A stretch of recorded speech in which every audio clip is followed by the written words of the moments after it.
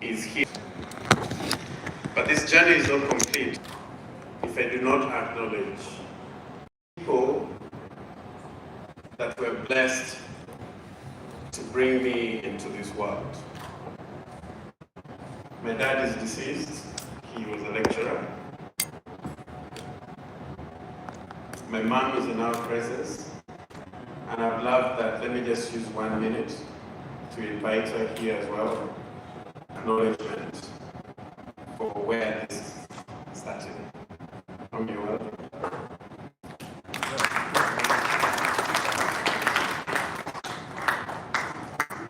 As she walks to the podium, allow me in recognizing elders, parents, present, and those that have passed and transitioned, that in 30 seconds, we observe a moment of silence.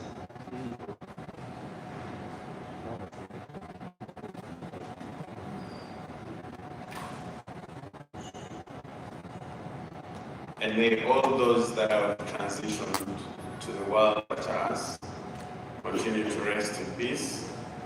Amen. I wanted to just introduce my mom, and I'll give her a minute, and I'll use the next two when we're out. She is the reason that I'm here on earth. But beyond that, she is the reason that we are having this.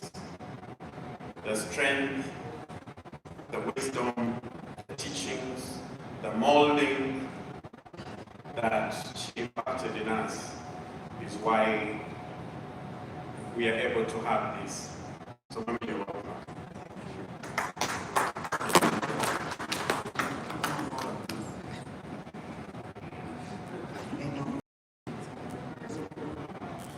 Good evening, everybody. I don't know how to start, but I'm most appreciative to the Almighty God that has given me life for 75 years old and has helped me in many ways, including my journey here. Come from Gulu. We came yesterday all the way from Gulu. So I'm really grateful to him. I'm also grateful to all of you who are friends of my son Dennis. It shows the great love, and I thank God. I'm sincerely asking to bless all of you, because the support you gave him made us proud this evening. I'm not ready for the speech yet. I thought he had just called me for introduction, but all in all, I'm very grateful for all of you, and I thank all of you. And in Jesus' name, I did all this for God and my country.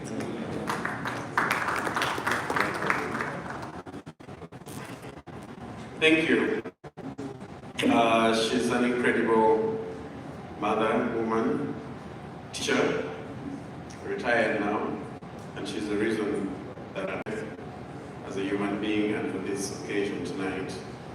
And as the MC guided, first my apologies for taking longer time than I should, but I welcome you all into this space. I welcome you for honoring and accepting the as LUO Foundation, an organization that we founded in 2019 in Toronto, Canada.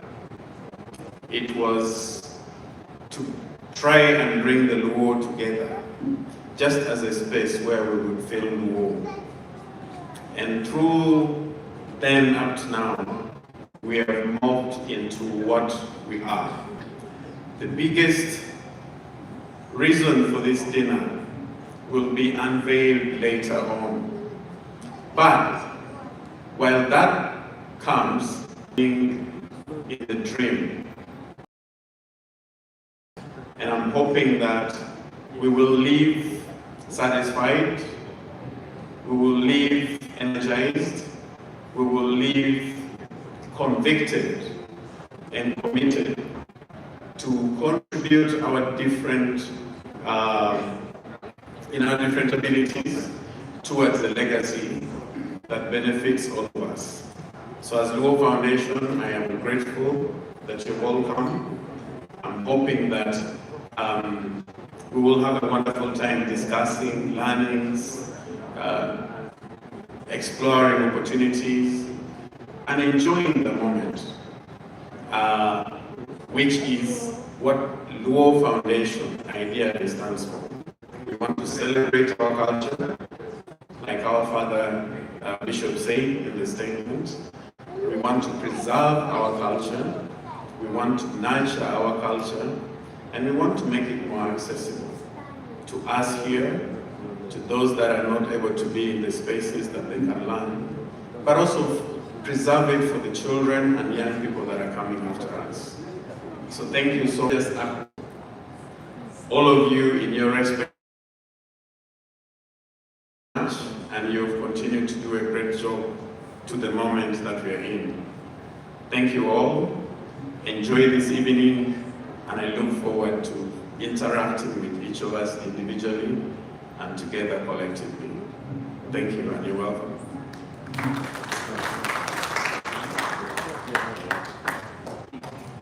I think we can give a better round of applause than that. Hello everybody, good evening. My name is Michelle Ivy-Alwedo. I am a writer poet. In case you're interested in knowing more about me, come say hi. I have a couple of books outside.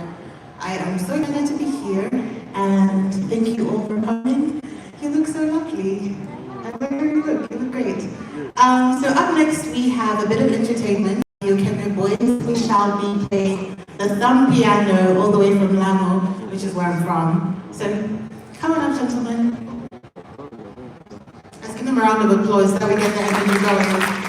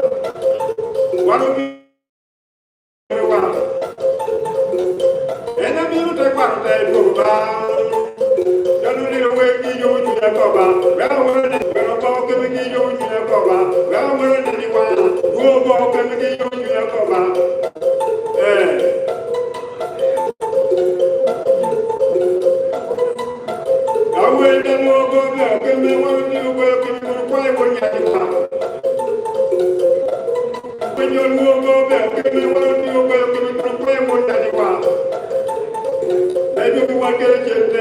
And I'm going to go to a while.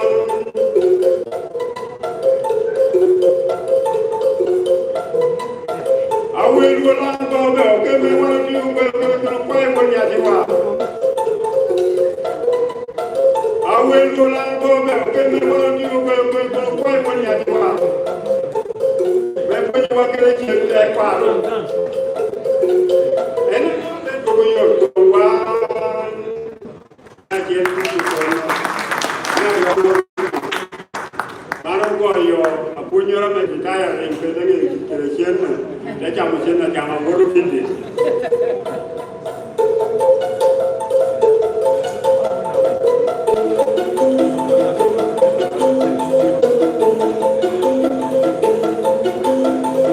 we que para ti bueno no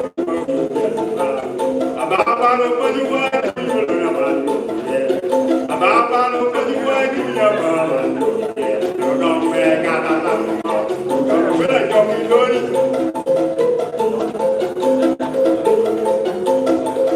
wala yo diga lori wala yo diga baby you mi lori vengo lori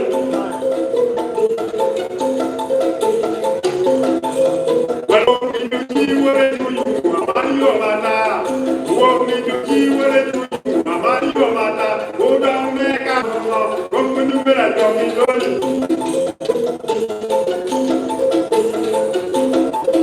wala yo diga baby you mi maro you vengo lori wo mi ji wala you amario mata wo mi ji wala you amario mata go down me ka mata go you bela yo mi lori que palo te wa you mama abalo you mama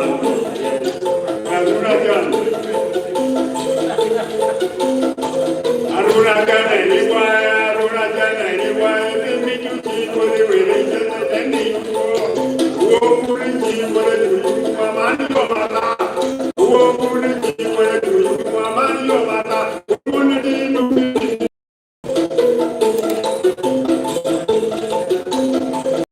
Uo kuri ji kore tuju mama yoba ni apendoni. Uwi loro tubo yodomi jema. We don't do for the young children. Yet you were in the young man. Why you will not hear John? About follow by your heart to you. About follow by your heart to your man. Lord, you would have worked with the Gee, what a day, Lord, gee, what a day, Lord. Baby, you want me to be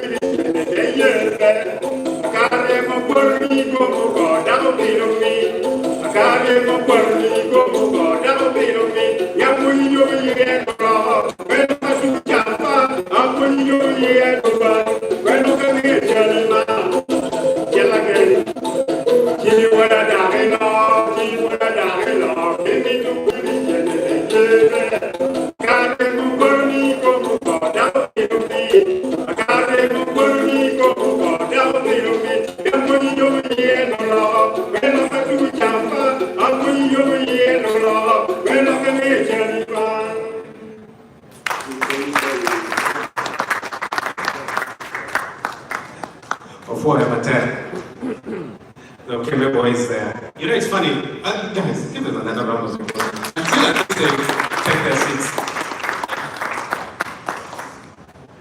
Well, oddly enough, the 31st of July was actually Unique Instruments Day.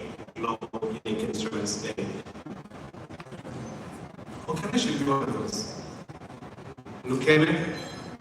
Ikembe, as the people in the RC Rwanda probably call it.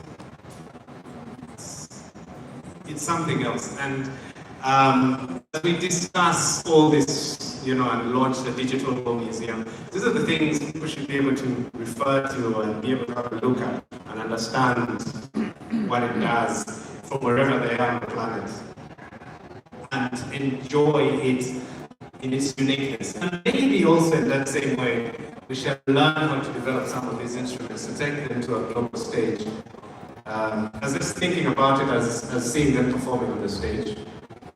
But actually the Lukeme looks the same today, 50 years ago. There's no difference.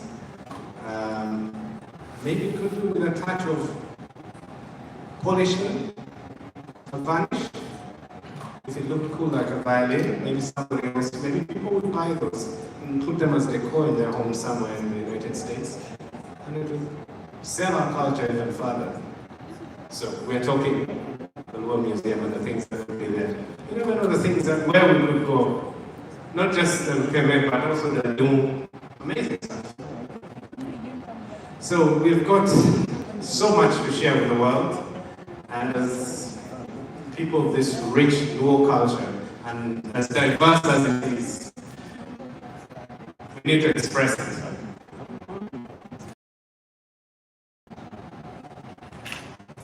No, food's not yet. But we are going to have a keynote speech from somebody as distinguished as they can.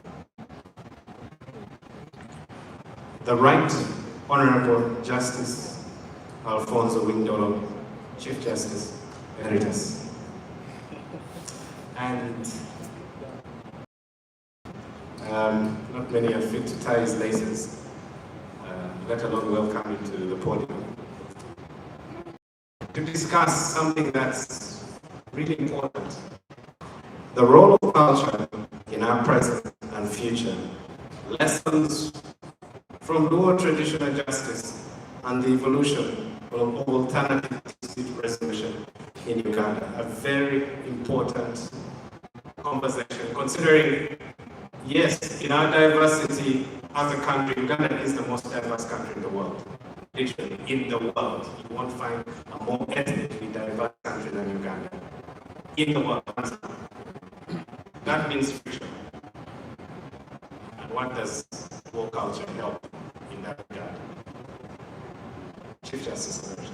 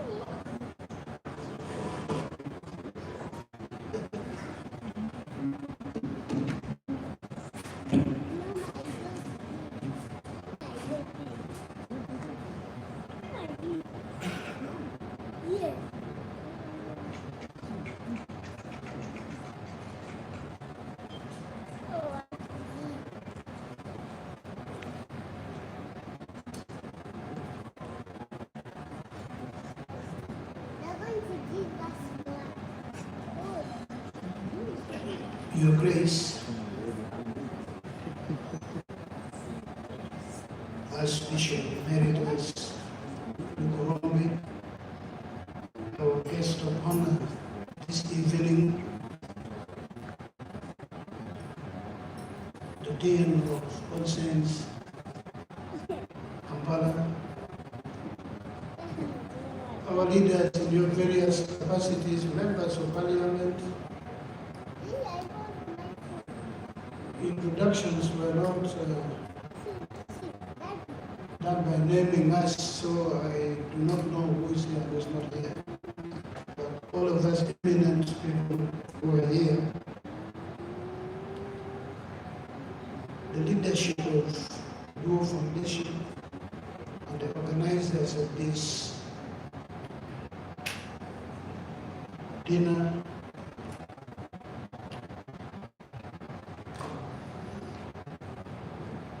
I would like to thank each of you for asking me on occasion and share with you the little that I know about the subject matter you have assigned me to discuss this evening. As you know, I'm no longer a Kampala person. 52 years after leaving my village, I comfortably settled back in the village. I could hardly recognize an adult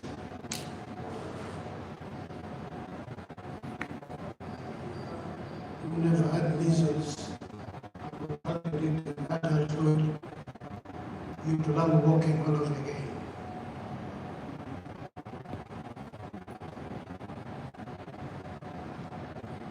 The theme you've assigned to me is the role of culture in our present and future. Lessons from LUO traditional justice and the evolution of alternative dispute resolution in Uganda.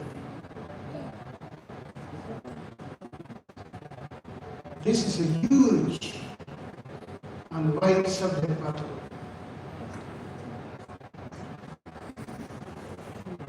I wouldn't do justice to it in the little time available for that purpose. So I'll give you pointers.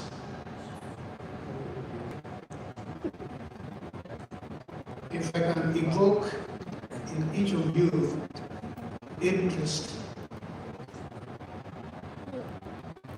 in the LUO justice system, then I would have begun the conversation. I do not claim scholarship on this.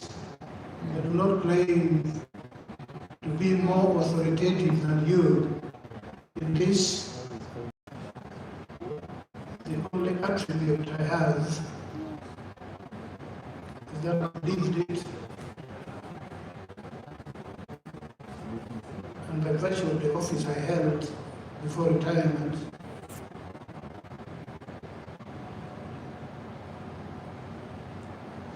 I've put it in the body politic of the justice administration in this country. Over and above that,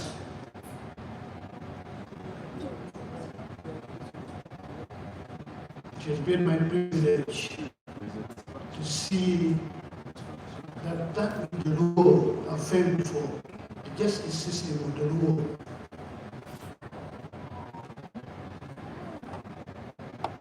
which is an attribute largely on the sides in various ways. I've seen to it that it is a fire that is now burning throughout the judiciaries of Africa. When in 2024, I hosted and caused the setting up of African Chief Justices ADR. ADR stands for Alternative Dispute Resolution. Because I had a huge quarrel with that term, Alternative Dispute Resolution. Because it was not coined by us, it was coined by the colonialists and imperialists. I'm not using this in the political sense.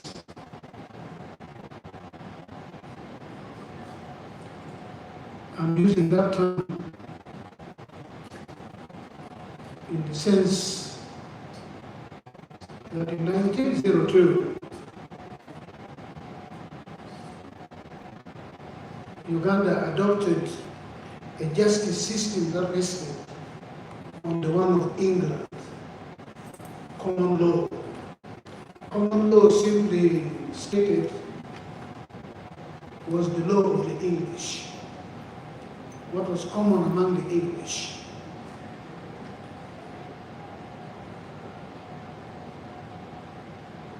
In adopting that, they inserted the provision that said customary law may be applied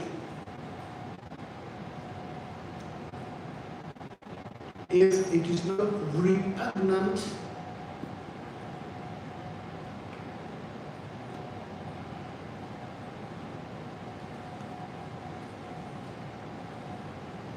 to good conscience, if it does not conflict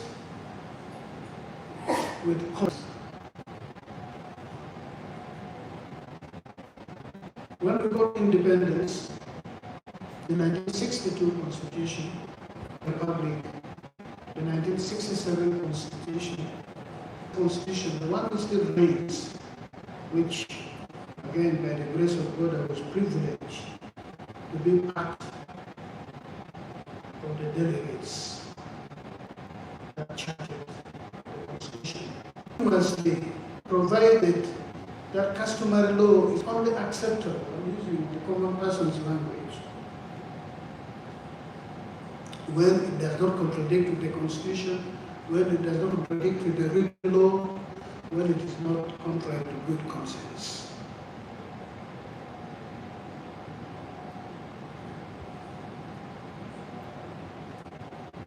Meaning, your customary law, the one which has held society,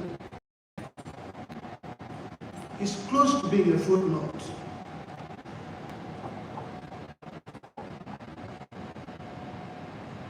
You almost never run to customary law.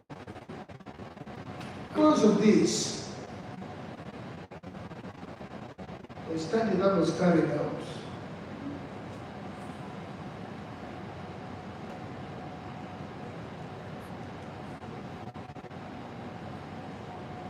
about 5 years or so, found that of all the known conflicts, of all the known disputes that require resolution,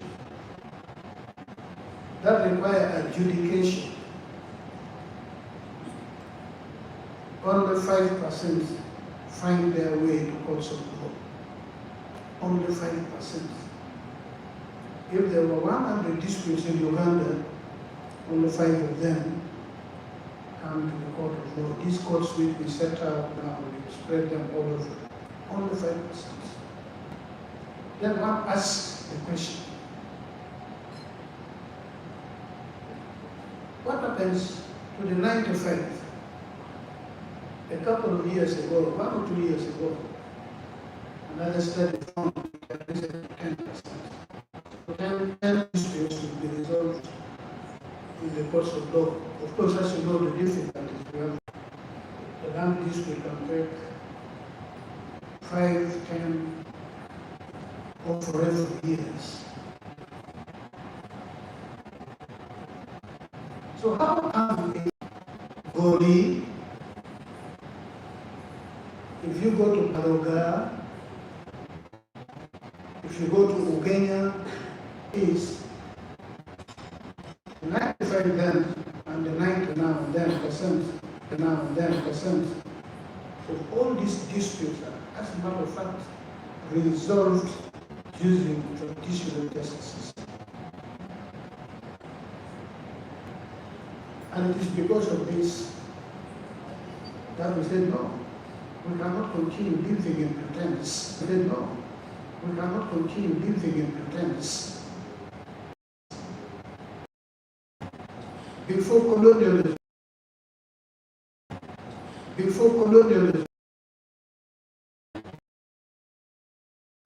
averting what would have been a true society. We must bring it to the fore. We must bring it, make it become a core duty in our justice administration. That's why we now hear about ADR, alternative dispute resolution. I stood at the forum and said,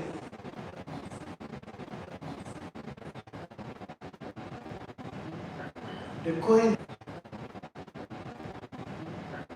coinage, alternative is normal. To us it is normal. Who coined alternative justice system? It is again the Western world.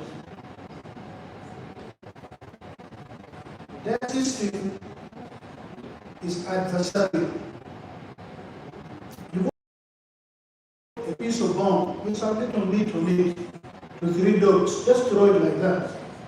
The way they are fighting to get that bone, they do not sit and say, can I bite 1/3, you bite 1/3, and you take 1/3. No, they don't. It is determined by might and it takes all. So it's called adversarial. You do not use simple logic, simple common sense. It's not takes all.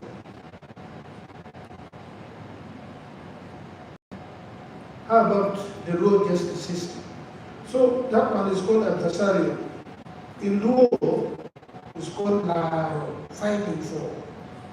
LARO, that is fighting for. The LUO justice system does not apply LARO, fighting for. The beauty of the LUO justice system,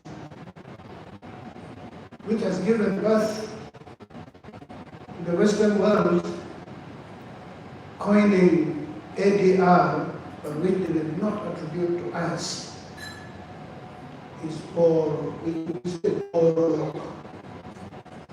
two people are fighting over ownership of this laptop.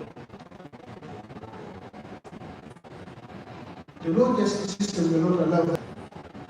The LUO justice system is weighing which is higher than the other. So my brother here will say it is his laptop. I'm going to hear what he has to say. There are things she's going to say which will not advance the cause of amicable resolution, amicable settlement of this dispute. The elders will say, up to these 7 things we have said, these 2, let's put it on the side. Those are the bad things. They will not say this is bad. Let's put it on the side. Up to 9 things we say, these 3, let's put it. Then you find what has remained from man, what has remained from him, when you bring them to the fore. The impediments to peaceful resolution have now been put aside. They will not tell you that in this, you say, put it back. You will advance with the positive ones, and shares will say, I'm not going to say, we're not even now going to do this. In the end, they'll establish that actually the laptop belongs to her. But they'll find ways of saying, unless you're really notorious, you've been doing this in the 10th time, they'll say, no, we understand why you claim this laptop. Some mistaken belief, so on. So that you do not walk away with total loss. You don't walk away as the bad man in the village. You say, we understand why you made this claim. The winner is this one, but we do not use the word winner. We establish that both of them had some truth. Both of them had reason to make this claim. Not in the disputes which were resolved in the course of law. And because the Western world now applies what Africa has applied since time immemorial, several millennia, in the United States of America, they have extended it to criminal disputes. Over 95, about 97 or something percent of all criminal disputes are resolved outside courts of law. The ones you hear about are just about 3 or 4% of all disputes in America. Only that they're given so much prominence, you think America thrives on courts of law. 97 or thereabout, 97 or 98. Settlements out of court, settlements out of court. Then you come to civil disputes. Again, about 95-96% are sorted out through negotiations, mediation, conciliation, arbitration. So what you hear people are fighting in courts, about 4 or thereabouts. But here, we were still saying traditional justice system should be used as an appendage in justice delivery. The fellows who imposed that on us ran away from it. United Kingdom, the entire Western world, Europe, America. Cases do not delay. If it's a land dispute and it is the best land for putting up business concern, it doesn't take 7 years, it doesn't take 10 years like here. 2 weeks, 2 months, 3 months, the matter is handled.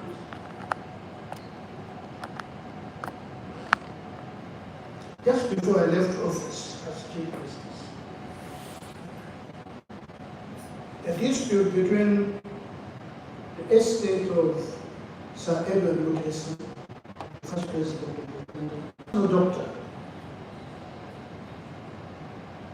had taken 21 years in our courts of law, the High Court of Uganda, 21 years.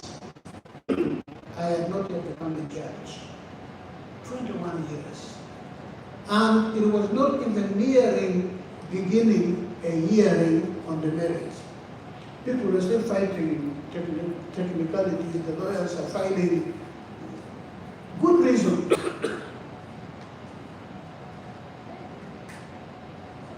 The fellow who started the case died. His children were the ones who had now taken over.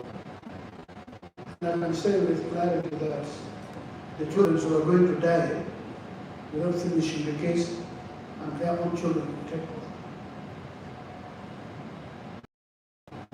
You heard the judiciary of Uganda is now saying, let's go ADR. And the Chief Justice is saying, in Uganda, ADR is not alternative dispute resolution, but African dispute resolution, or African ways of resolving disputes. They agreed that I should mediate. In 2 months, what had taken court of law 21 years, what is signed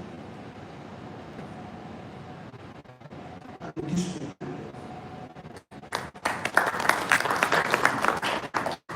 In the kingdom I belong to, there's a young boy. There's a dispute that had taken 51, about 51, 52, 53 years. From 1960, now disputants, the disputants were not the third generation disputants. The fellows who started the dispute in the early 1970s died. Their children who inherited died. And now the ones who were in dispute, and nobody's taken a huge part of land. To all this, you must go with a spear, you must go with axe, bows and arrows. And they don't belong to our kingdom, they belong to a neighboring kingdom, the kingdom of LUO.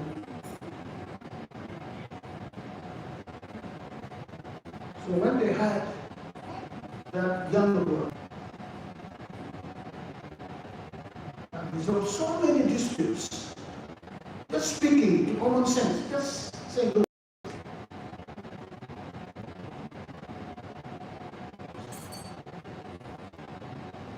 about 2 weeks, the party had agreed. They signed, they replanted a stone where two pieces that is what we have what we call court mediation. When disputes go to court, they now say, go to mediators. And we are all leaders, religious leaders, Your Grace. We trained your colleagues, the current Archbishop of the Anglican Church in Uganda. And now, anybody among you, if you desire to be trained the judiciary, so that you go back to your society. All these disputes that come to court, no one understands.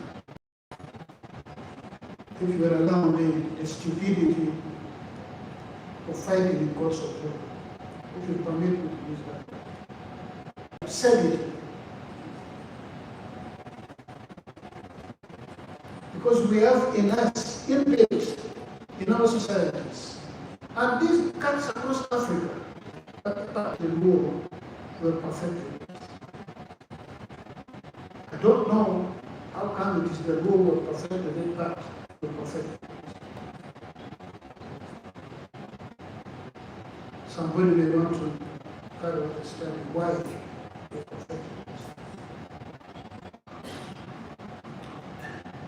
In 2006, I graduated from the University of Bradford, where I did a master's in conflict resolution. And what drove me to do this was the conflict I had lived in as a leader in northern Uganda, the epicenter in the Acholi region.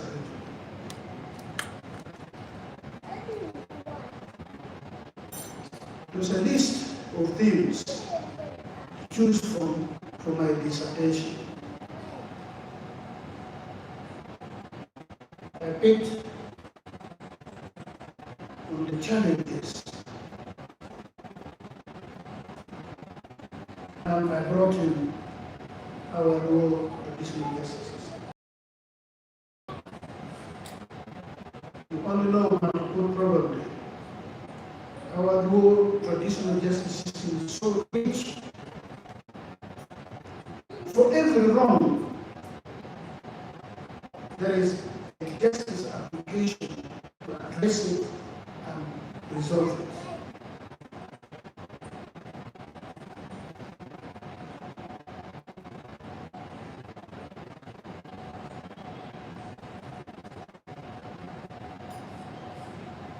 Among the LUO, you come home late, like 10 p.m., and your wife is not happy, and you say, food. And she points at food with her feet, is there. That's where the breach of the peace. The elders will sit down. They'll bring some concoctions, they'll speak to you, because they know that will bring domestic violence, that will bring a problem in the marriage. They'll bring some concoctions to drink. But you, the man, should not carry it forward. You, the woman, don't do it again. You fight during the cultivation period, during the rainy season.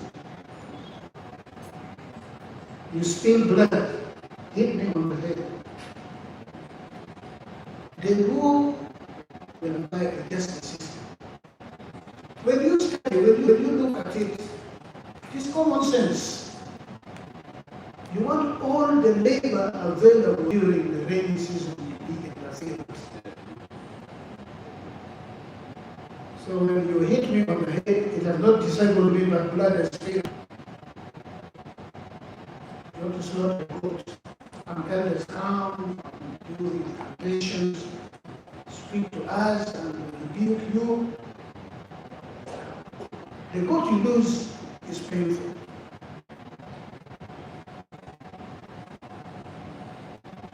But if you break my teeth or my tooth, it's more than that.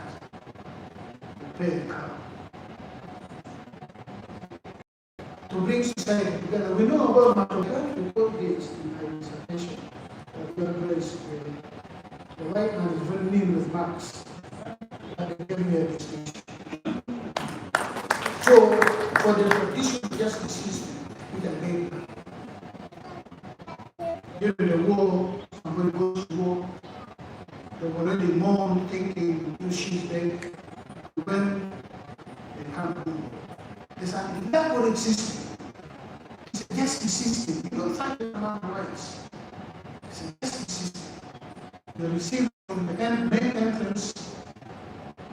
You come home, you step on fresh egg which is still uncontaminated. You don't enter the house. The elders will scoop water from the pot, drinking water from the pot, in calabash. And people who had already cried, believing you are dead, wash their face, the tears away, and sprinkle on you. To cleanse you. Because they had already brought the evil spirit on you that you are dead. It's a form of resurrection, for want of a better word. I don't know of any other society that does that. I don't know.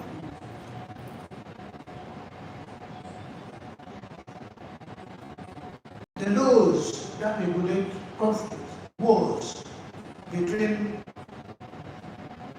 various kingdoms, or even strangers, foreigners, is elaborate.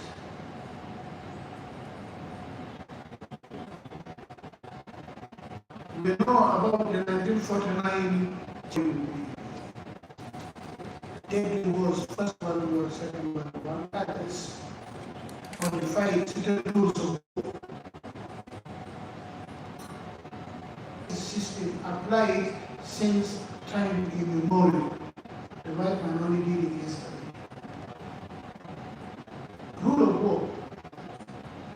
If you are the ones going to declare war on somebody, you are great, you know this.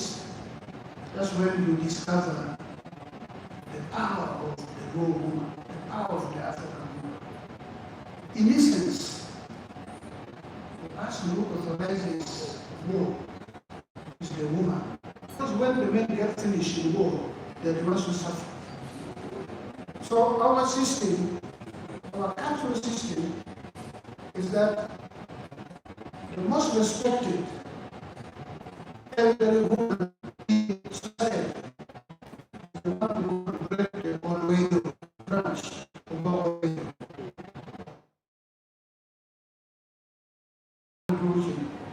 John Gunya Bunakemba,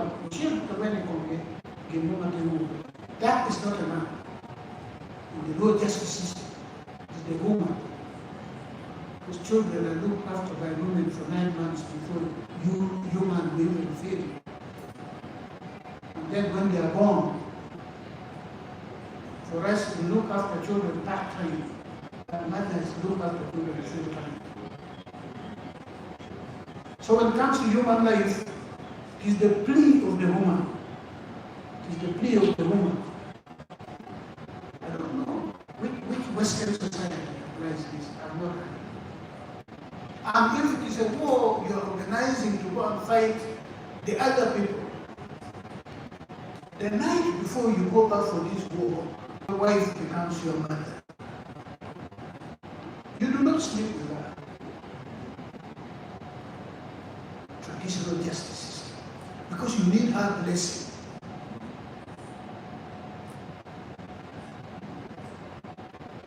Let me tell you that this applied to me. I came back from Bradford in 2006. I had come earlier, I went up for graduation. I came back and I found Walter was looking for me. But Joseph Coyne had asked why I was not going to see him. Other people had gone numerous times. So when I told my mother she was here with me, was domiciled in Kampala here. She thought about it and said, you go, nothing will happen. I'm the one to tell your wife. She called my wife and told my wife, your husband is going. Don't say, come. In the morning when he's going, you're the one to carry his bag up to the gate. And then you say, I'm talking about 2006, I'm not talking about 1500, so 1720. No, I'm talking about 2006. And I'm telling you what happened to me. And I went. So the traditional justice system of the law recognizes the place of the woman. And if you beat your wife, the elders will come and say, you man, do you know that you don't have a home? This home belongs to your wife. You wait till she goes back to her people, then you discover you don't have a home. And if you have a good woman, your home is strong. If you have a bad woman, they say you have no home. They'll tell you you have no home.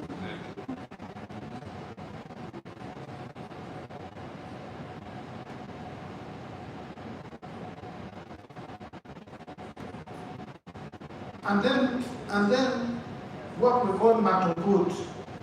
Unfortunately, again, that's another misnomer. The core of the traditional justice system of the LUO, it is practiced elsewhere, but the LUO have perfected it more than other African people. It's not the matoput. Matoput is just a seal which you put, when I write my judgments, put my signature, and they extract a decree, they put the court seal, boom. That's what matoput is. The traditional LUO system is the core of the justice. The justice is in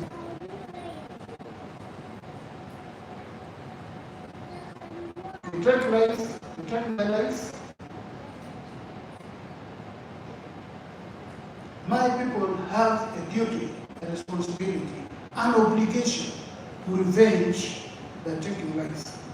The person who takes my life might be a non-entity, somebody whom you, like you say, if chicken picks, you don't even chase the chicken, say go.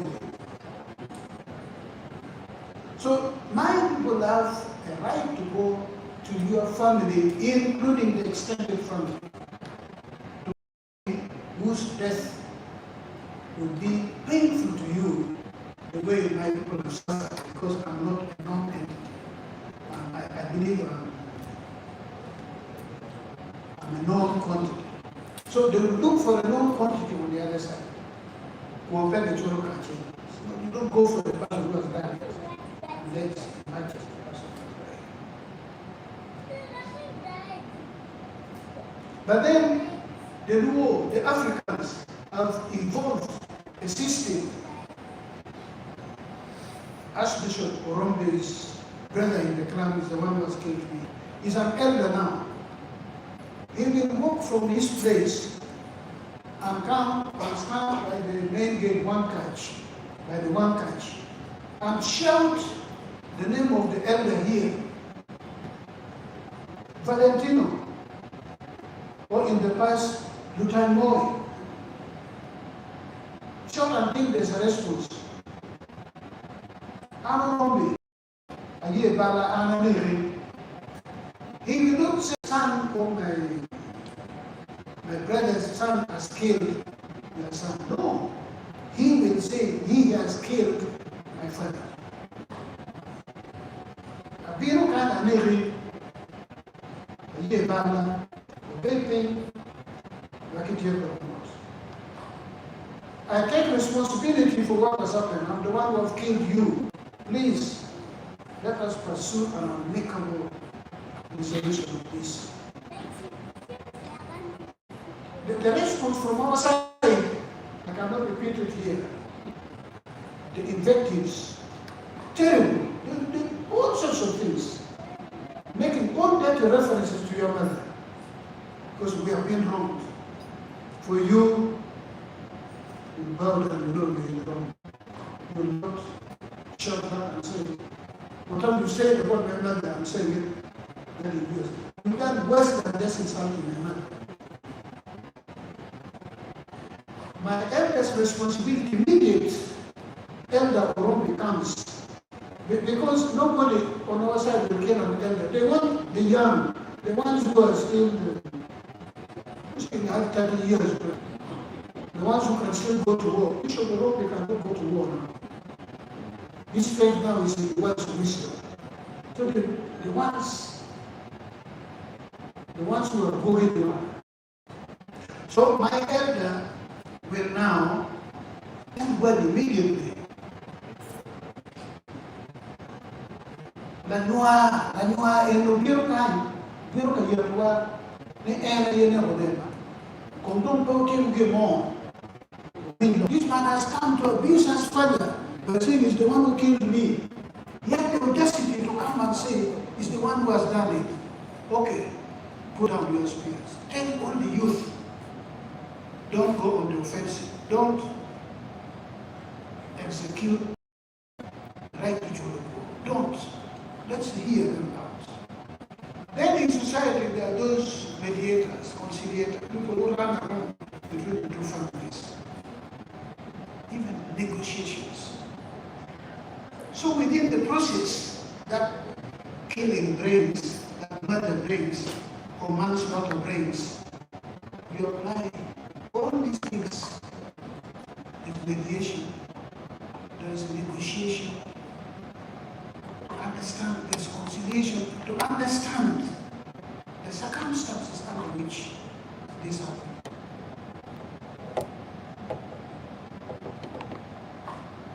Oh, they killed me. I was doing something wrong. He killed me on a mistaken belief.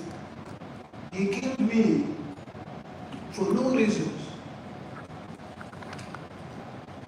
Now, in the past, you say around these people had to find a woman, a girl, right for marriage. Do you know, I didn't show you can know you can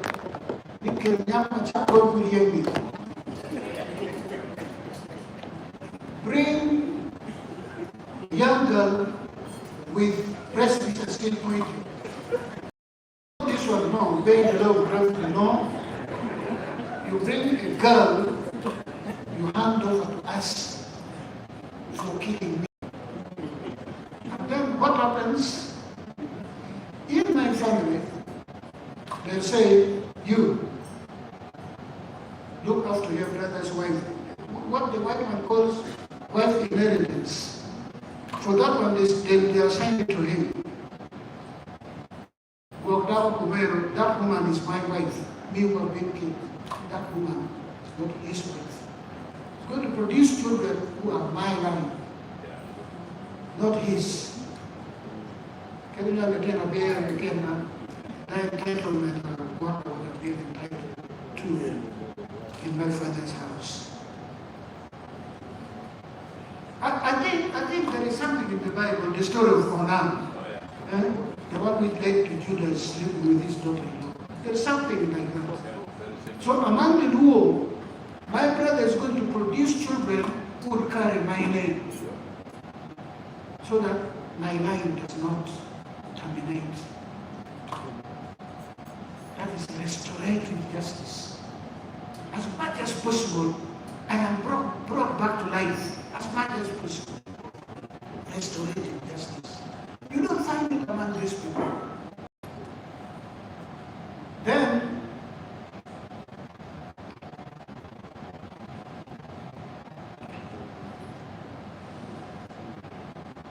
he's going to produce my children, but he's not going to produce your nieces and nephews.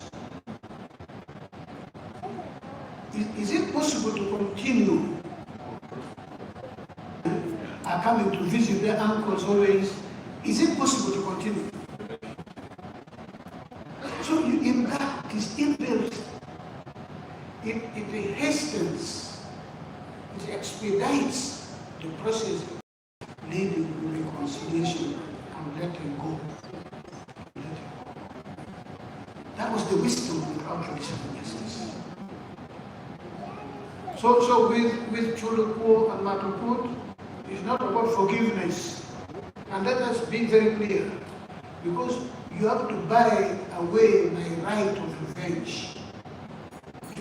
In giving that girl, today you pay council money, a woman, and when he uses that money with the cows to marry a woman, he still produces my children. That still continues. Because now, at this point, that I agree with the white man. that it is repugnant and contrary to good conscience. To pick a girl who has done nothing wrong, forcefully make her a wife on this side. I think that one I agree with the Bible. That is not right. So the alternative now is cattle or money, and you avert revenge from our side, and then you lay the foundation for reconciliation. In war, the rule was very clear. You go to war, you don't touch a woman. There's nothing that you can do to appease the spirit. You can never exercise the spirit of a woman. That was the rule. But the spirit of a man can be exercised even if you found the person was not a man to fight and you killed. But you kill a woman, a baby,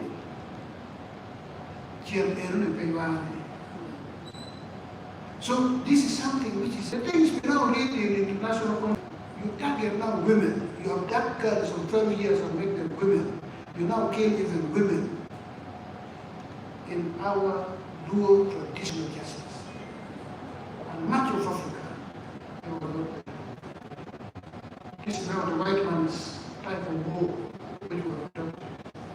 That you can go to war, you come and kill me in combat, overrun our home, you find my boy who is 12 years, bless my son and say, you grow up and come back and we fight again. You just killed me. You bless the boy. Say, you grow up. Don't look me up. But what did I kind of you? But today, they target these poor children. And in the past, it was the men who ran away, women would not run because nobody would want to see them.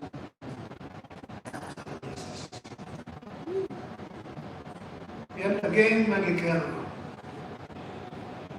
Good Dado, the Guru get attacked, you knew very mature. So permanent curse because you break the woman. Permanent curse for you and you are lying. Doesn't stop with you. Permanent curse. So nobody will want a permanent curse. So you find a woman, if a woman picks a spear, or something to come and harm you, you run away. That's not cowardice. Because you know, if you engage her and harm her, you have brought a tsunami in you and your life until thy kingdom come. So this was our justice system. This was our justice system. So as we speak now, this is my urge. All of us, even this conflict, the 20-year conflict, say in the Choli sub-region, 99.9% of the resolution is going to be done by traditional justice. First of all, I don't know who killed my brother. In 1990, they killed people in our own people in the neighboring village. We don't know who did that.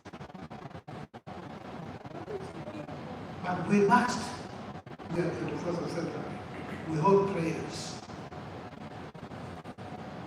to exercise the spirit, the evil spirit, to please.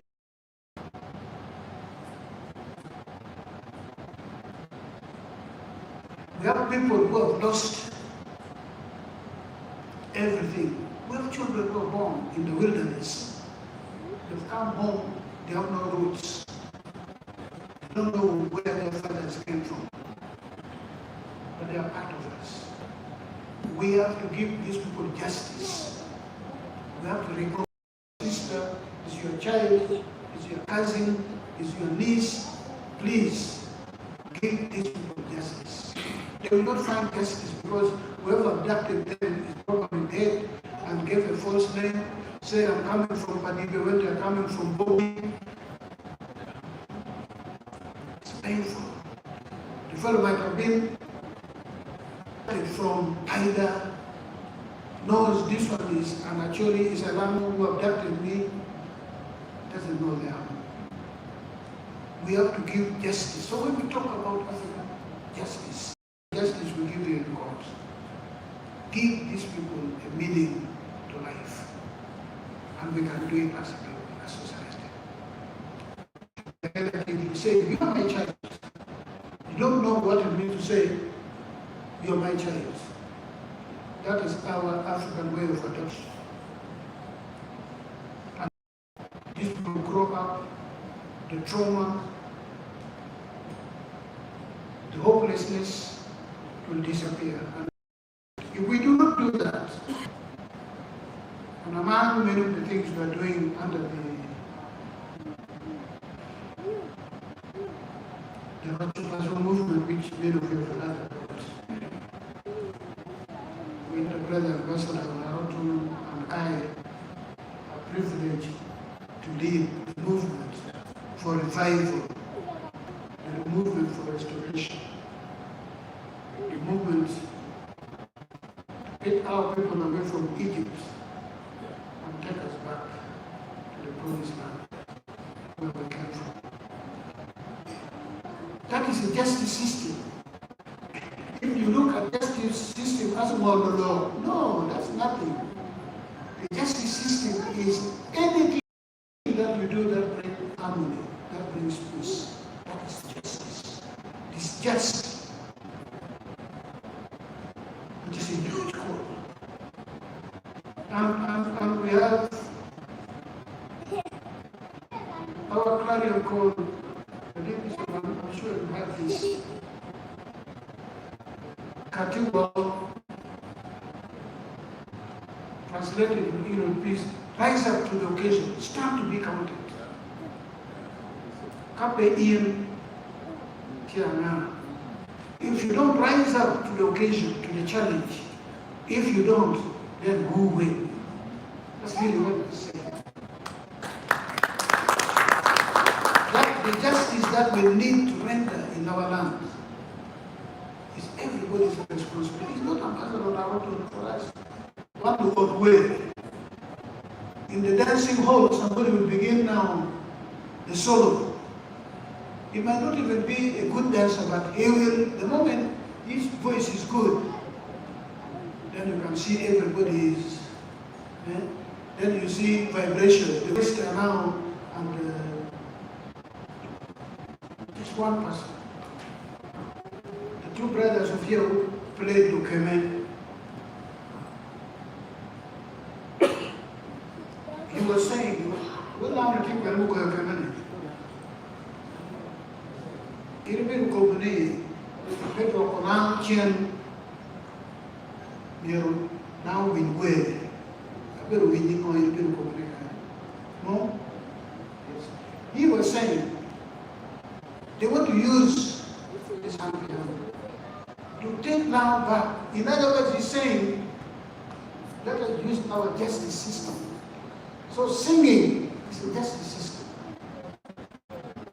The moment you disabuse your minds of the idea that justice is moral law is actually, as I said, an aberration. Our justice system is, you pick the good from her, you pick the good from him, you put together, and that's the justice. He has taken the bigger, she has taken the bigger portion, yes, but it's not going back empty-handed. That's where the justice is. He has gone with the whole of these factors, yes, but he has gone with his dignity. It's more valuable than the laptop, by the way. But if you come before justice of Indoro, penmanship, what's wrong with you? This belongs to her. Even pay her cost and what have you. You lost the laptop, but you also lost your dignity. The one that is going to pay you most is your dignity. The courts of law, one which I presided over, is about giving answers. But this will just be system. No. For you to be allowed to lose your dignity, you must really be pleading that, please, I'm not interested in my dignity. For you to, because they will resolve this thing in such a way that you feel you're also one. And that's why our plea is that if the white man is using it and is calling it alternative dispute resolution, why don't they now apply it as original dispute resolution? African dispute resolution.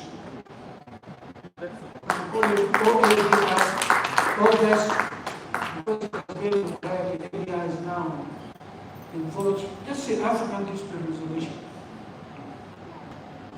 By God's grace, I'm building an area center in Oro, near Madame Alice's place, not really at that time, where I have asked God, your grace, to give me 30 more years, so that when He calls me, the number of years I've spent on earth to be written in 3 digits, not only 2. No, 99 is 2 digits. This 100 is 3 digits. 100. And the core of my activity is to promote our traditional justice system of mediation, mediate between warring parties, conflicting parties, of negotiating, and negotiate, of doing conciliation that will bring people together. And hopefully, only once in a arbitration. Want to do mediation, conciliation. There is no dispute. The ones you know of, there is no dispute on earth that cannot be resolved through peaceful means, through peaceful settlement. Nothing. And I'm telling you,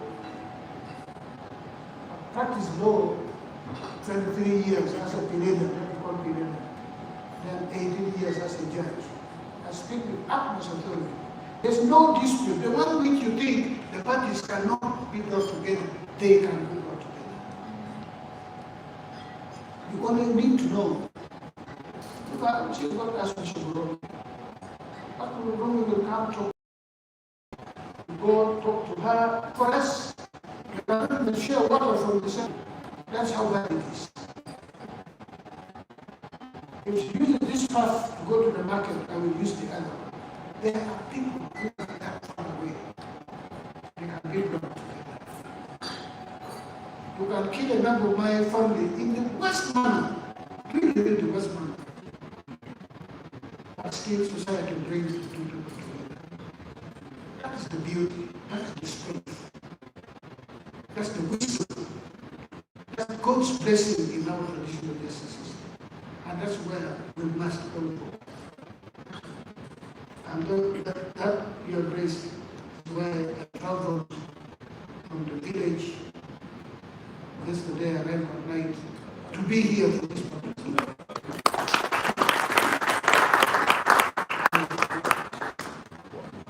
On this thing of justice, we can talk forever. Decision we can continue with. Otherwise,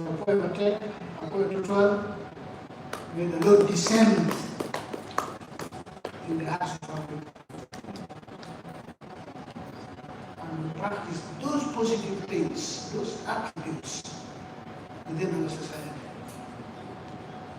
First of all, I don't know how many of you are friends with Indians.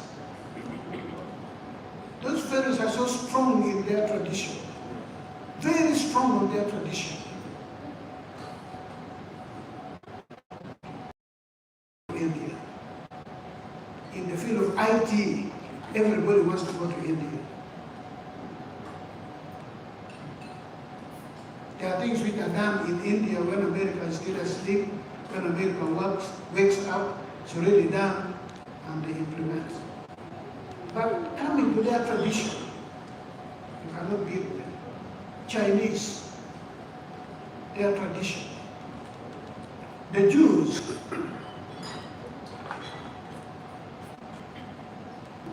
to strengthen, to consolidate, to revive, because like any other practices, they are the bad element that one will get rid of, we will ignore. But these are not footnotes. So a poet 12, as I say, mine will just to invoke conversation, to inspire in you the need to understand, to make you realize the duty on you to go back to our society and help resolve dispute that is within our society. Thank you. Thank you so much, Emeritus Chief Justice Windolo. There's just one thing I would request you do. This is a photograph. The people who made this happen would like you to honor and just take a photograph of that.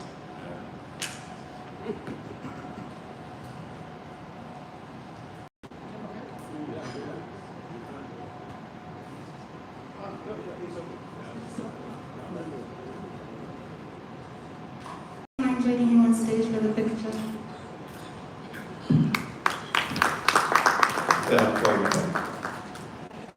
What a spellbinding speech. And it's, gosh, I don't envy the people who have to follow you, frankly speaking. It's quite something. And because of my role in this gathering as the master of ceremony, I was up and down at the beginning of this speech. But I have to say, I'm going to have to ask for a recording so that I sit down tomorrow on Sunday and watch it from beginning to end again. Thank you so much, Chief Justice. There's so much we still have to go through today, and it's going to be quite the occasion. Those of you who have just joined us, I can see the hall is pretty much full. Thank you for honoring us with your presence. As you've found the Chief Justice leaving the stage, there's so many other honorable people in our midst, and just to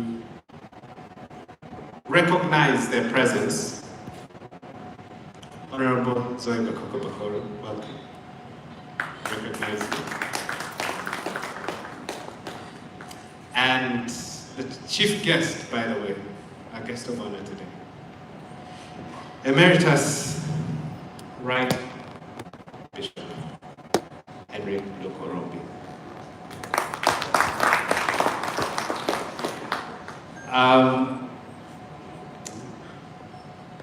We have some bit of entertainment in store for you today, but I know you might be in need of drinks. There is a cash bar, by the way. The waitresses and waiters will sort you out, so there won't be any delays. Yes, the meals are coming right around the corner, but if you'd like to access the cash bar, please. And since you're here, in fact, we should have told you this at the start. Apologies, but whenever you're in an area, the first place you need to know about is where to get relief. It's really straightforward if you need to use the washrooms. As soon as you exit, first turn on your left, take another left, go down one flight of stairs, and right at the landing, just go straight ahead, you'll find the bathrooms. So left, down the stairs, straight ahead, and you'll find the washrooms for any relief. So just in case you're not familiar with the layout of this place. So we're going to have some music, a music interlude, and then we shall have Women's Band is here to entertain us. So about that time, when they get to perform some incredible music, actually.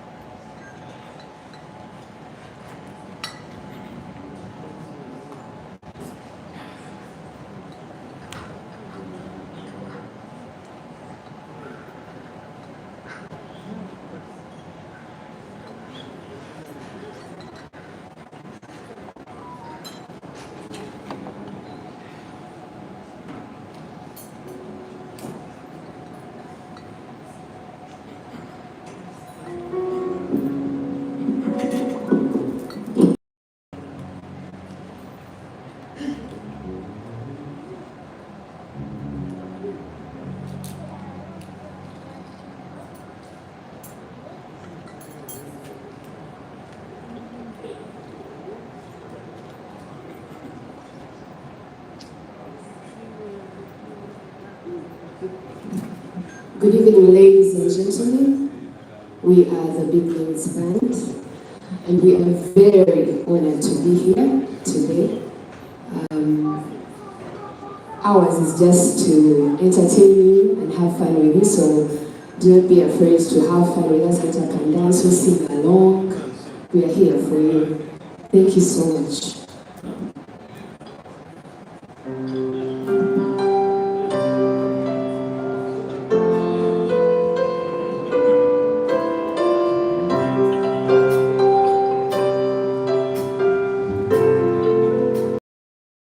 To share a little love from me, it's so hard to find someone who's kind.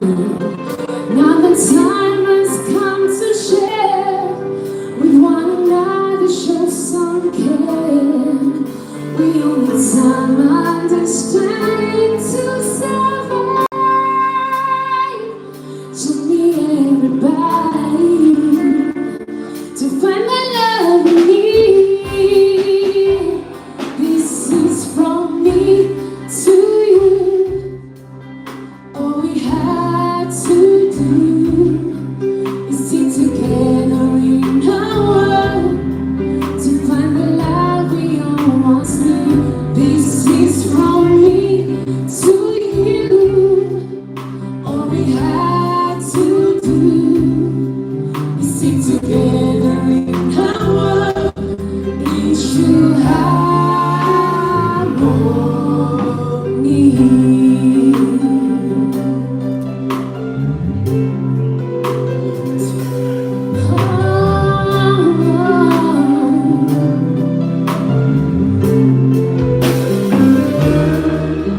Now the time has come for me to sing this special plea for love and peace.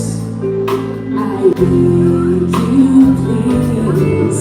Now the time has come to share with one another, show some care.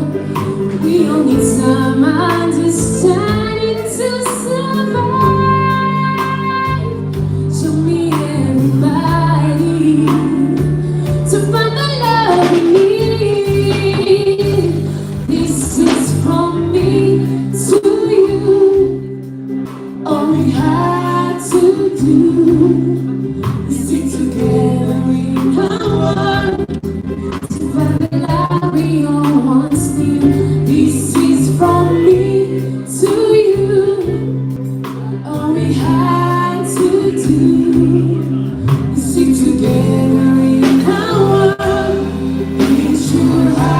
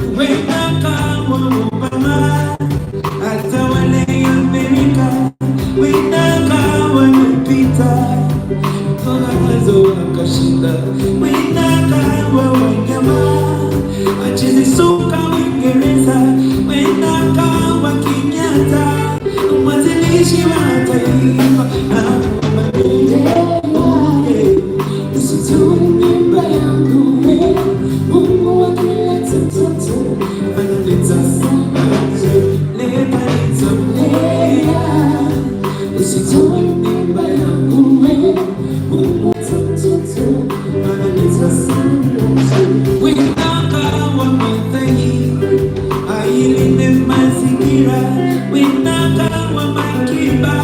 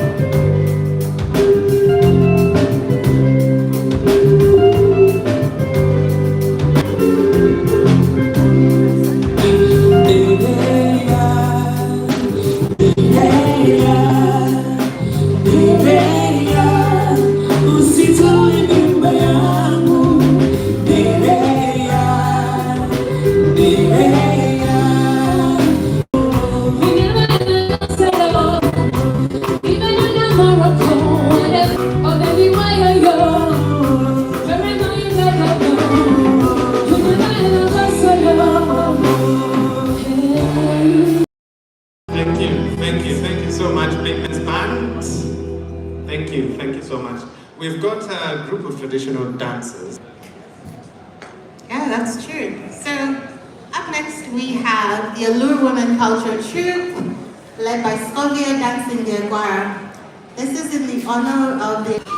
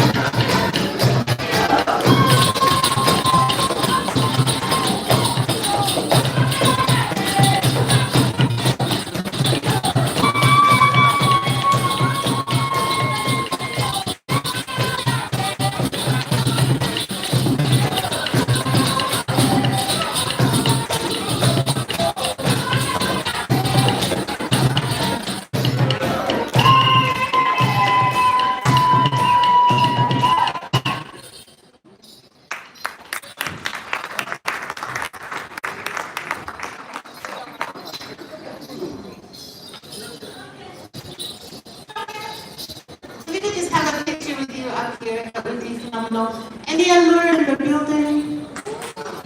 Okay, lovely. Thank you for coming. We appreciate that. Does any of you want to jump on stage for the picture?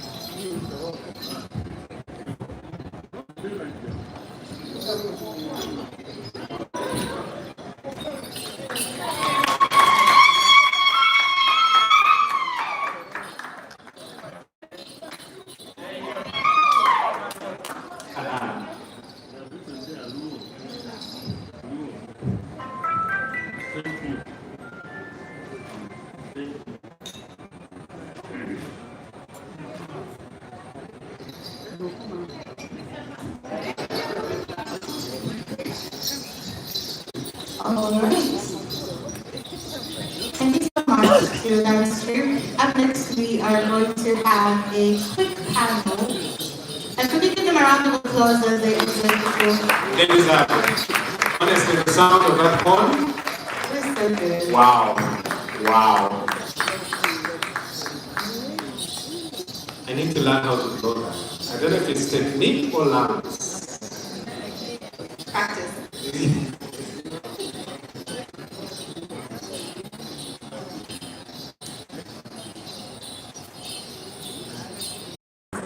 She's a nurse by profession and has rose to the ranks of community health to serve as the Woman MP of Parliament, Woman Member of Parliament for Arua, and later Uganda's Minister of Gender, Labour and Social Development.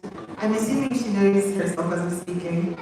Throughout her career, she has been a fierce champion for the marginalized women's empowerment and sustainable community development across northern Uganda. Please join me with a loud round of applause as we welcome the Jamaican patriarch of the Regional Leadership and Community Development, Honorable Zoe Bakoko Bakoy.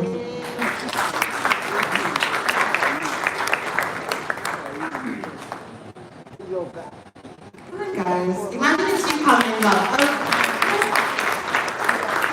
Take your round of applause. Thank you.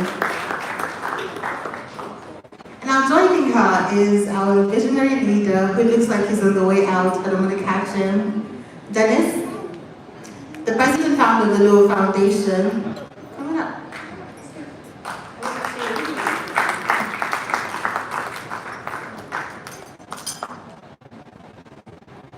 So joining her up here, we're going to have the president and founder of the LUO Foundation, who has dedicated his career to building bridges between our rich heritage and modern diaspora, especially in the investment sector, most notably directing the Global LUO Conventions and the historic LUO Legacy Dinner, of which we welcome you all today. So please put your hands together as he joins us on stage.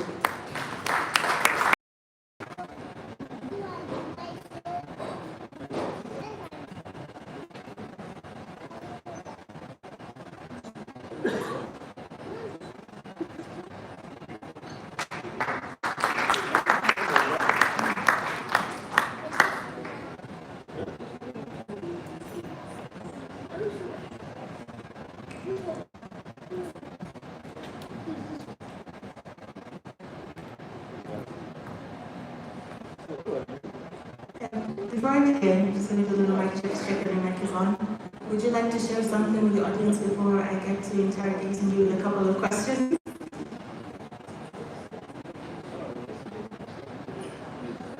Thank you very much, Madam Moderator.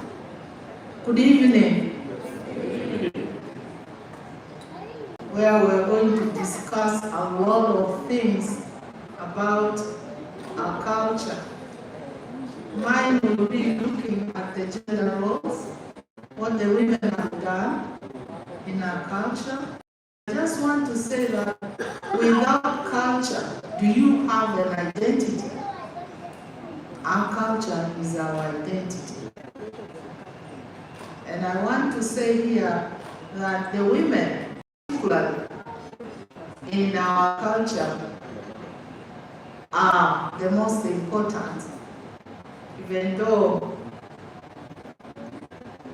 our Lord Chief Justice Emeritus was talking about a lot of men's roles, but I'm glad he spoke about how women are the ones who bless the men before they go out to fight. And that means the women's role was central. Even in the area of land, women owned the land. Women, because the men were polygamous, they would say this land belongs to the Acholi woman, this land belongs to the Lugara woman, this land belongs to the LUO woman.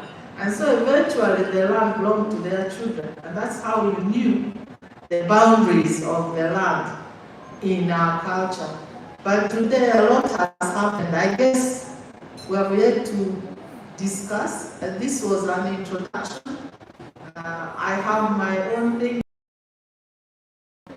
You are most welcome this evening. And thank you, LUO Legacy, for this important event.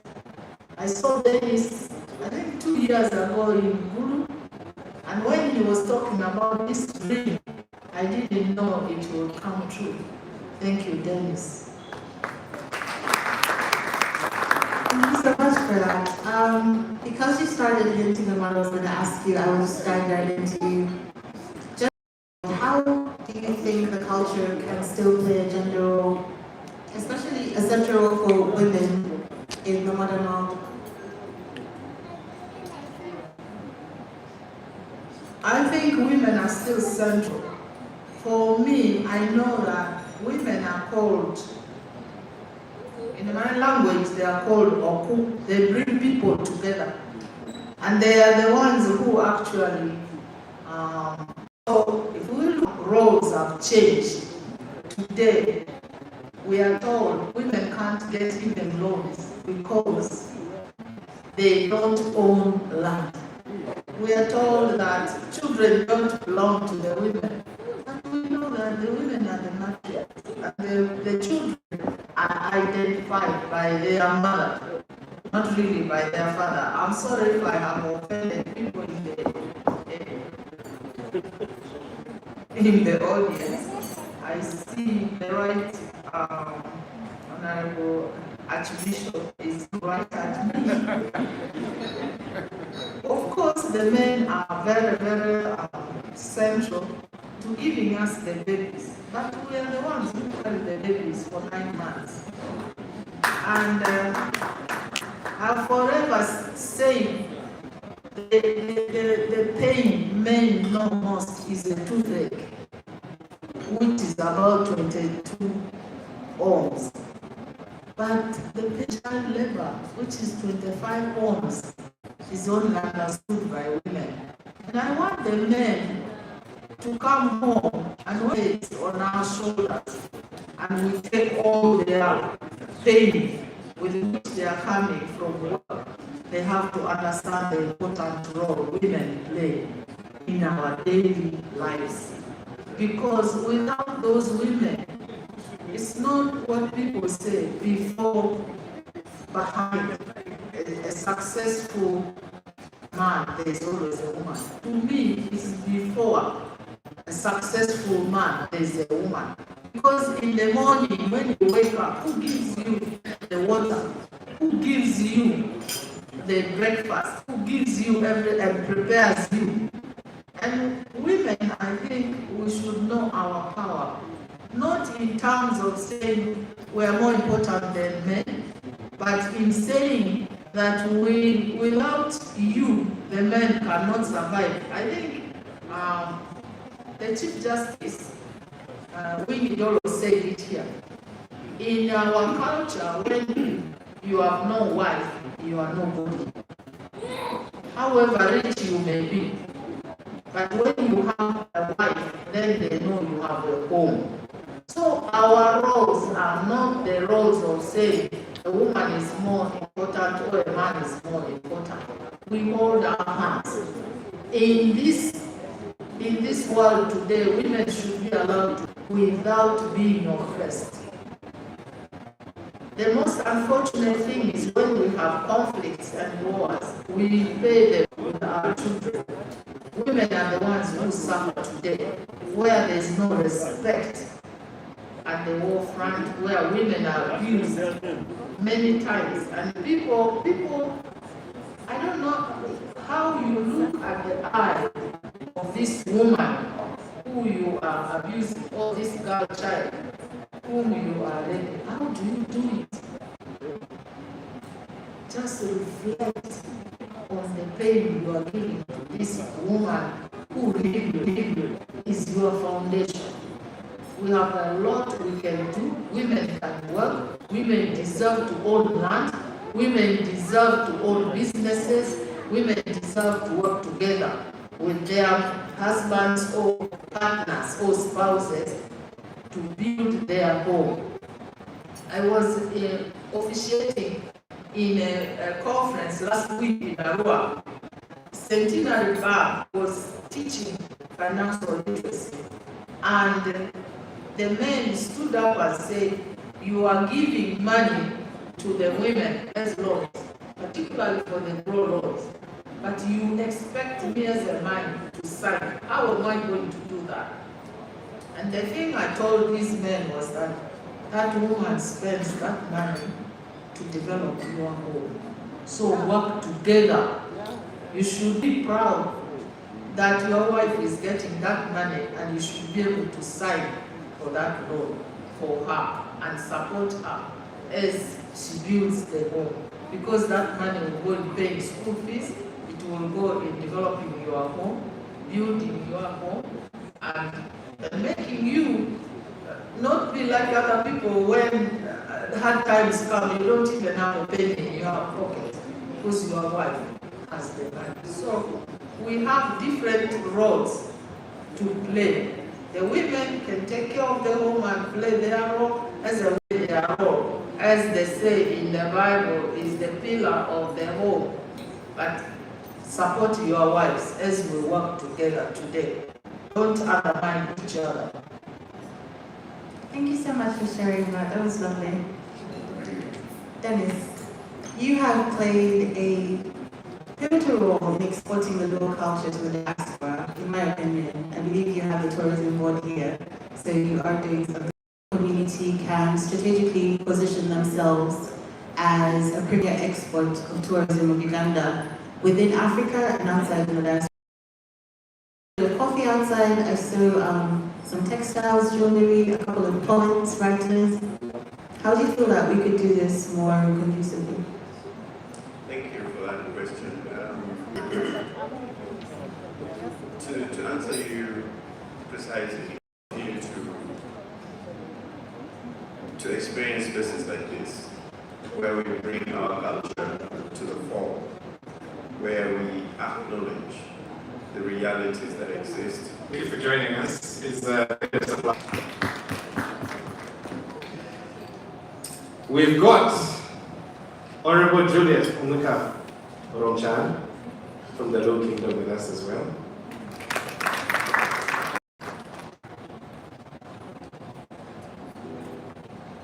But I'll give the chance to somebody you've probably heard perform before. Famous song.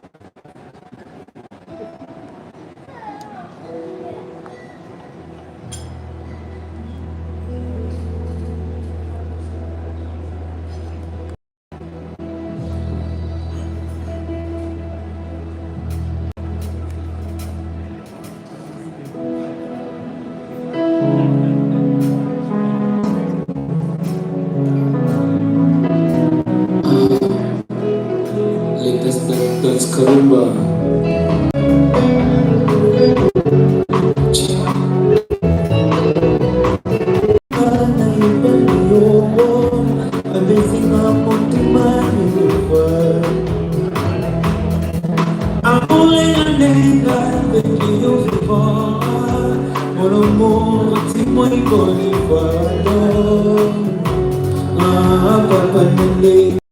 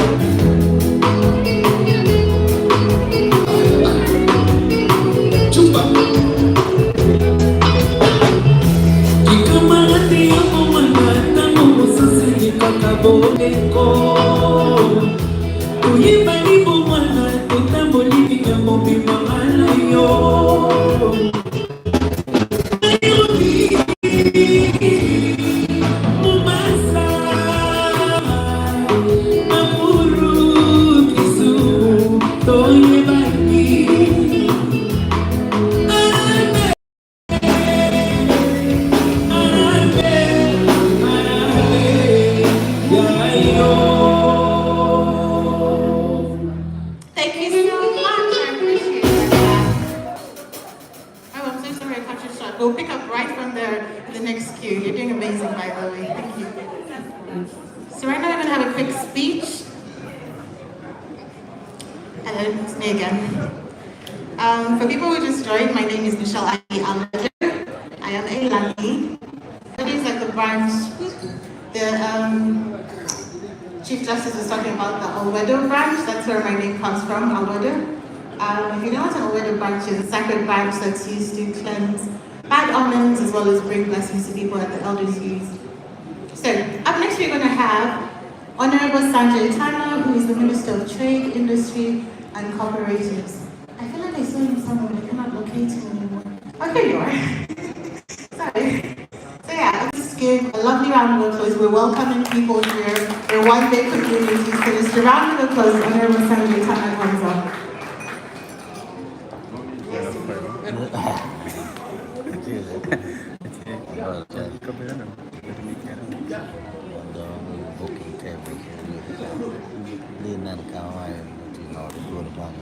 Good evening to you all.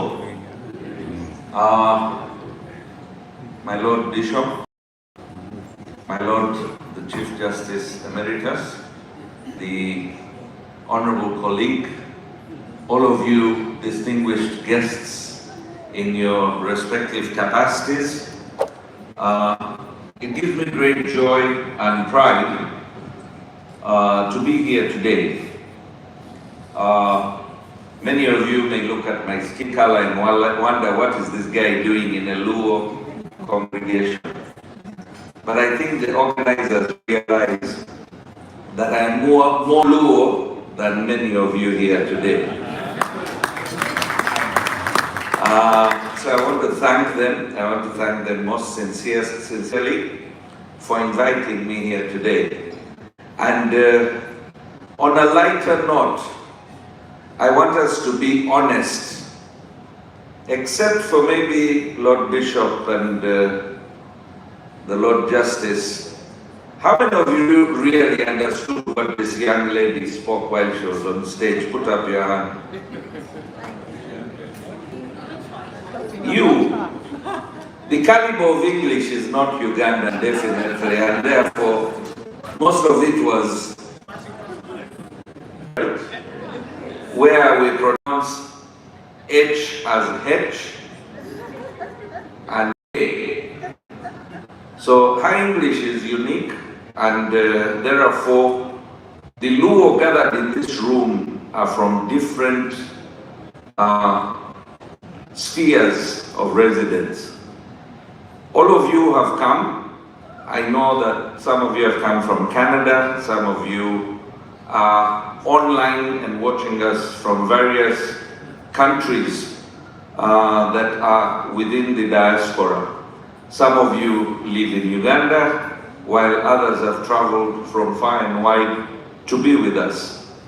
Like I've said, I stand here as one of you, but the most unique point is I also was recently appointed by His Excellency the President of the Republic of Uganda, General Yoweri Kaguta Museveni, as the Minister of Trade, Industry and Cooperatives.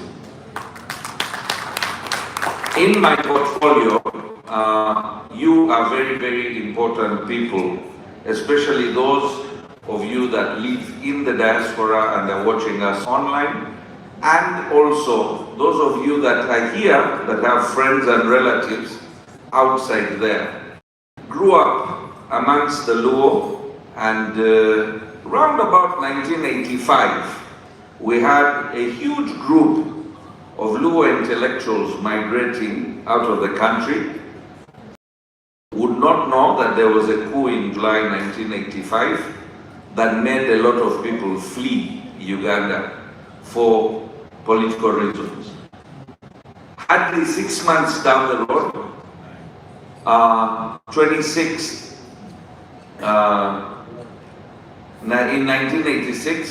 January, there was another coup, and another.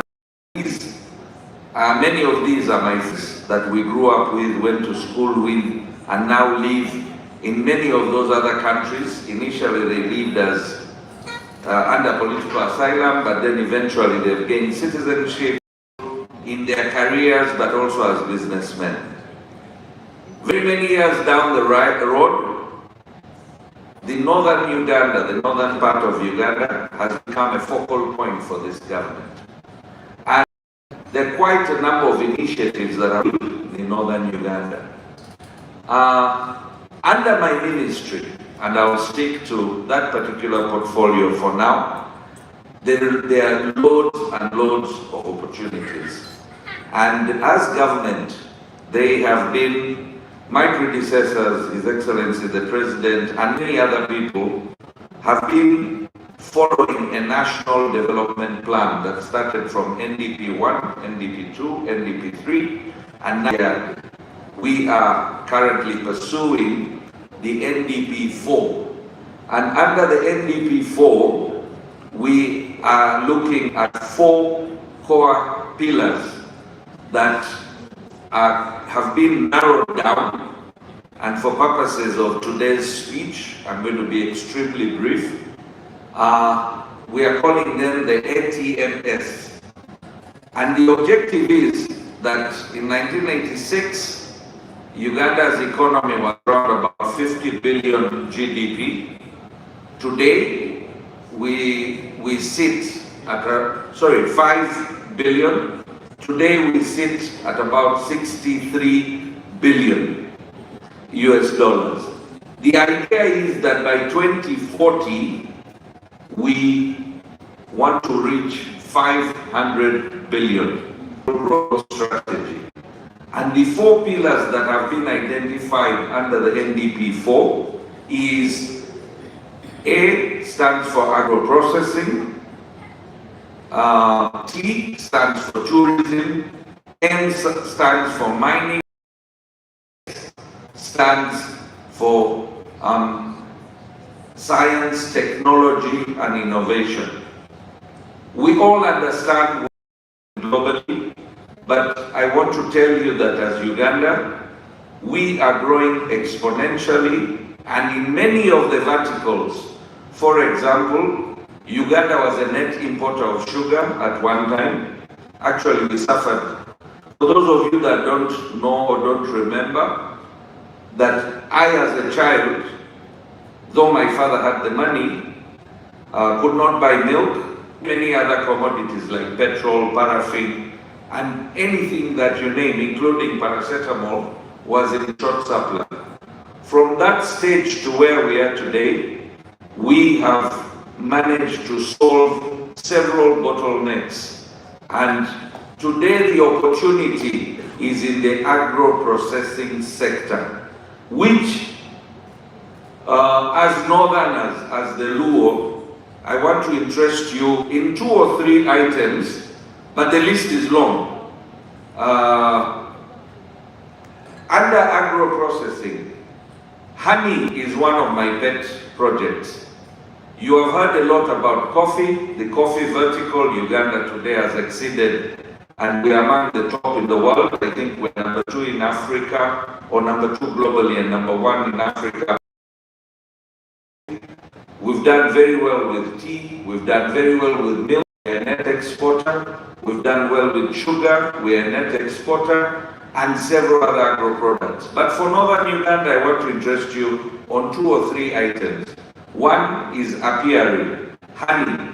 The honey that you buy on the shelves of Europe and US and Asia and China, more than 40% or almost 40% of it is what they're referring to as synthetic honey. Now, we have Mr. Okodia here, who we call Bishop in Lango, in here, that man there, is buying honey and processing and exporting wax to Japan. And I can tell you that he is not even at 10% of his demand. And there is a lot of demand outside because women nowadays do not want to use animal fat-based cosmetics because the Muslims realize that there is pork, pig fat in it. The Indians have realized there is beef fat in it, and therefore now they want to go into shea butter. So shea butter, which is predominant in northern Uganda, the shea tree. So there is an initiative to protect the shea tree seed, where they're getting butter. Now West Africa has perfected the art of using shea butter for cooking. We have registered, there is a group of ladies and gents that have registered what we are calling the Nilotica shea seed. And that seed gives butter, which many households in northern Uganda use. But the good news is the Japanese want it, the Indians want it, the Chinese want it, the Europeans want it, to replace the Vaseline and petroleum jelly that has been found to be carcinogenic. So, again, we are at a strategic point where for us, as communities that lie within our docket. 3, another interesting business venture that I want to interest you in. The first one was honey and its byproducts. Of course, if we get time, Mr. Okodia will tell us, it's not only it's the venom, it's the propolis that helps with health. But then the chia seeds, simsim, soya that have become, because predominantly Lamo, actually part of West Nile, but the northeastern part was the cotton belt. And under the cotton industry, because of the world market and what's happening, the total industry, the ginneries, etc., are gone. But we have the opportunity of converting that seed into oil seed. So whether it is soya, whether it is simsim, whether it's chia, and the opportunities keep on going, the list is long. So I would like to interest to those of you that have a lot of money seated in your bank accounts in North America, in Europe, in other parts of the world, or even within Uganda. I see quite a number of wealthy people in the room. You make money. These particular verticals will help the communities that we live in as well. And we must have business synergies that touch the people at the grassroots level. 2 things are, and this is my own experience about LUOs, is that they're extremely honest. If they don't like you, they'll tell you, it's okay, we'll part ways. And the other thing is that they're very hardworking. So unlike many other parts of Uganda where you go and you find somebody with a PhD in politics seated at the crossroads of every small town, you do find people in northern Uganda still going to the fields. And that is a sign of hope, and that is a sign that we still have a chance to recover from where we lost. And 3 things. 1 is that the government of Republic of Uganda has made sure that all the enablers are there. If you look at the road network, in 1986 it used to take us 8 to 10 hours to drive from Tororo to Kampala because of the potholes of the road. Today the roads are good, whether it is from Swam to Mutukula to Bwera to Elegu, we have good roads. The ones that are not are being worked on. If you look at power, today Uganda, there was a time when this entire network used to be sustained on generators. Today, we have excess production of power, and the government is still putting up more dams. If you look at security, the entire country is secure. If you look at the various other indices, whether it's the health index, education index, in 1986, I remember when I joined my high school, and at Makerere University, there was a graduation ceremony that was graduating, and Makerere University was the only government university, the only university in Uganda. And in that year, if I remember right, we graduated only 860 students. Today, with all the universities, both government and private, government is graduating close to 300,000 students every year. We have a population which is elite, educated, well-spoken, well-exposed, but the government cannot provide jobs for all of us. So, under this S, because I'm still talking of the ATMS, so you have the agro-processing, you have the tourism. There are quite a number of sites. There are some young girls that came to my office, and I'm told that the proceeds from here are going to go to build a LUO museum. And I asked them, but when you go near Papa's home here in Pakwach, and I told my driver, stop, we went there. How many of us have been to that spot where the axe was thrown? Very near Pakwach, just after the bridge. So how many of us have visited that spot? So if as LUO we cannot commemorate and build a memory or a English word, sometimes English confuses me. But yeah, there's that spot there, and what can we do about it? So I want to tell the organizers that if we start, because that's where we started from Bahar al-Ghazal, the Luo Babito migration, we know what happened in Pakwach, and then the ones that ended up in Tororo, and then the ones that ended up in Kisumu. I believe that somebody more authoritative will talk about that migration. But we need to go back home. So as tourism, I remember Honorable Odongo led some waterfalls. I think it's Aru or Aru. So we have such wonderful flora, fauna, vegetation to really give to Uganda. Whether you talk about Kidepo, whether you talk about Para, whether you talk about the waterfalls that I've just mentioned, or even this particular spot that I found extremely interesting. So tourism, we must build more lodges, more facilities. I remember when I was campaigning it was a national campaign for the Entrepreneurs League, and before that, Vice Chairperson in NRM, every town, and I can tell you that in some towns, we don't have accommodation. So you must drive to the next town.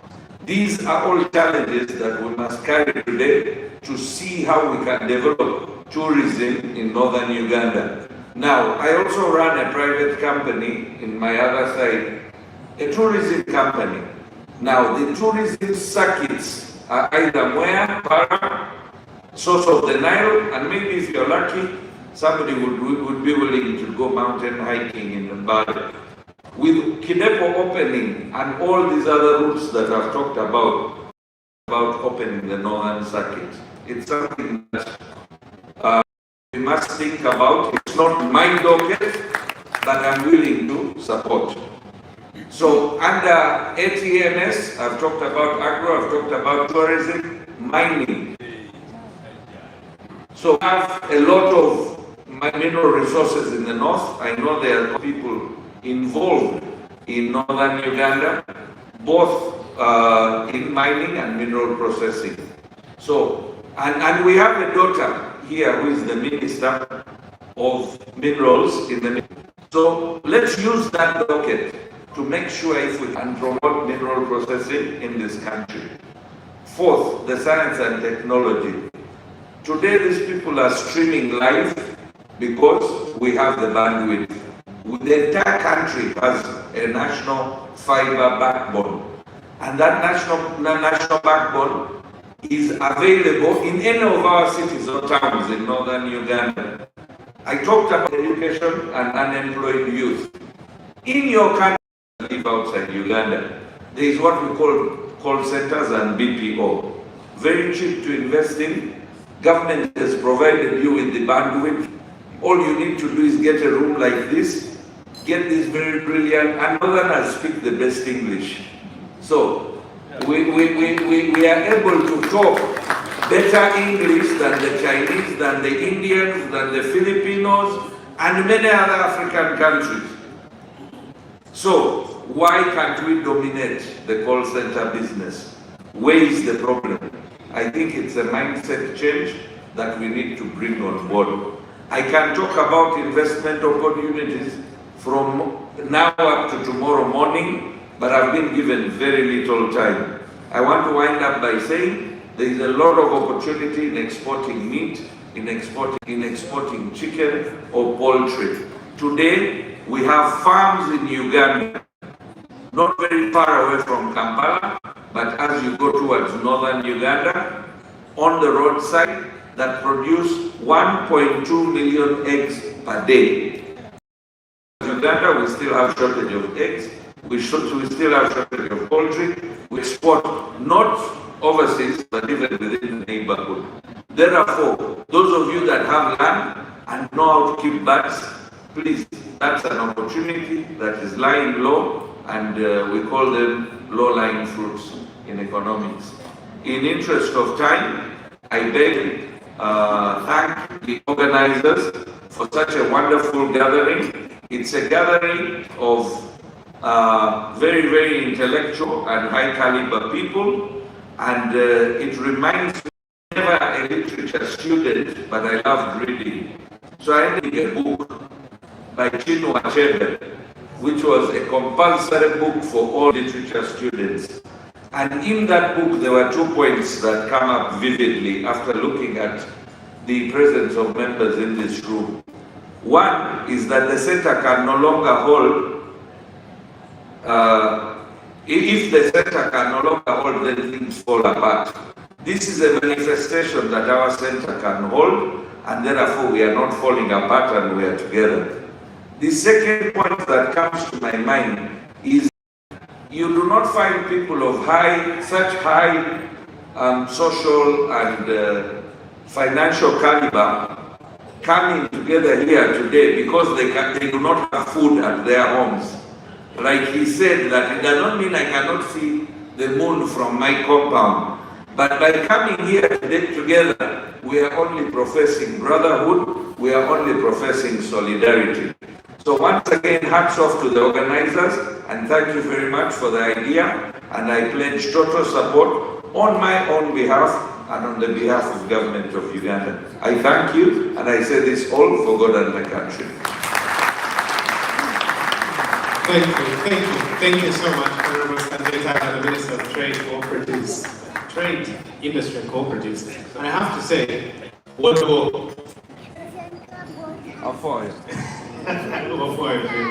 it was an amazing speech, and like I said, he's as low as it gets.